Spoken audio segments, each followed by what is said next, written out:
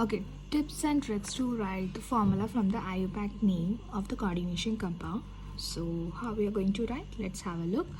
So for that I have taken one formula. So what are the things we have to find? First we have to find what are the ligand, central metal atom, and we have to find the counter ion.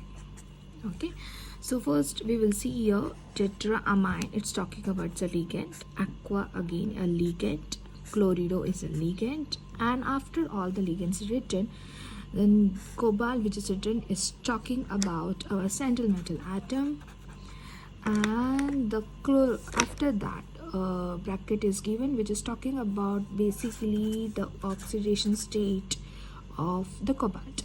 Now after that, which is written, this chloride is talking about the counter ion. So once we have done this segregation, so let's have a look how to write a formula. So basically our ligand and central matter atom is written on left hand side, that means this is our cation, and counter ion is written on right hand side, that means this is our anion.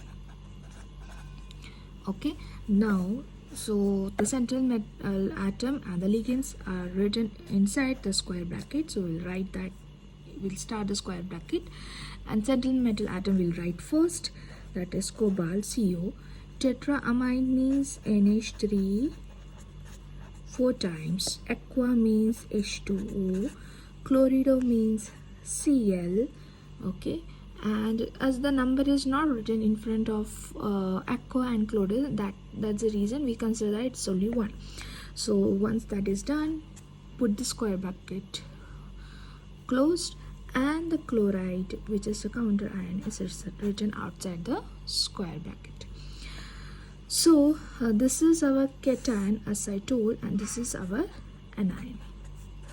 So what number will be coming below this, how we will decide?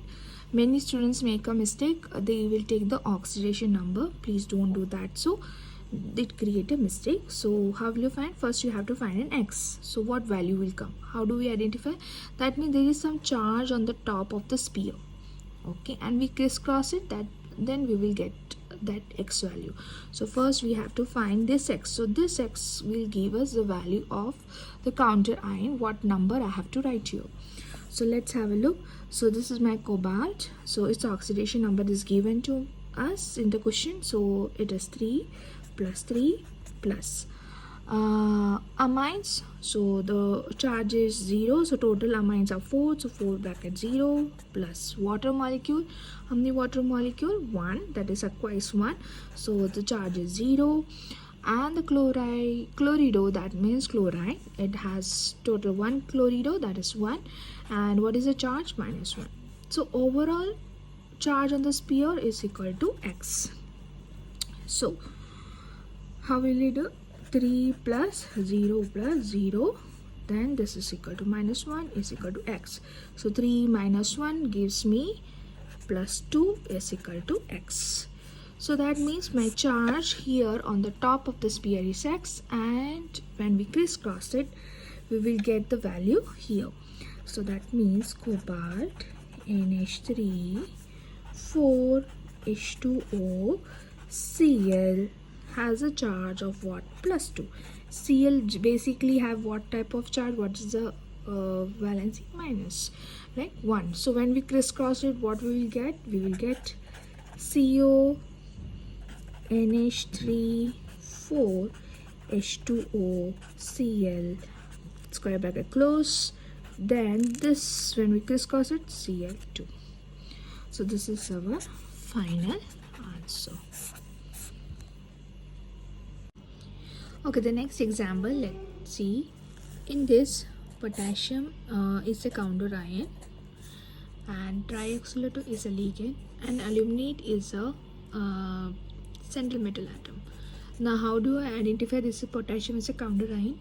Because the central metal ion suffix is written as ATE. From that we come to know that the sphere is what? A negative ion, that is an anion. So from this whole thing, the sphere comes act like an anion. This time it is on right hand side, and the counter ion is on left hand side, which is a cation. Okay, so put a square bracket. Okay, outside the bracket potassium is there, and inside the bracket first we will write the central metal atom, that is aluminium, and trioxylator, that means C2O4. Oxalator formula is C2O4. It is 3 times, that is tri. Then after putting the curve bracket, put a 3 and then the square bracket. Now what number will we write? So like we did before, we will consider this as an X, and the overall charge of the sphere we have to find. Okay, so this time this is an anion. Okay, so the value that we'll be getting in the negative value. So let's see, aluminium is oxidation state is +3 plus, and oxalator it is C2O4. Its charge is -2, so 3 bracket -2. Okay, why 3? Because 3 times it is, right? Then overall is equal to X. So 3 is a 6 minus 6 is equal to X, which gives me the value -3 is equal to X. So I got the value. The overall charge is here what? -3.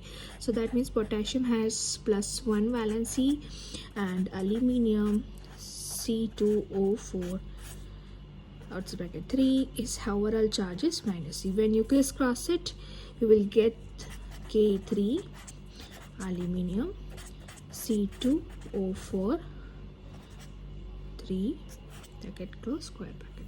So this is the final answer.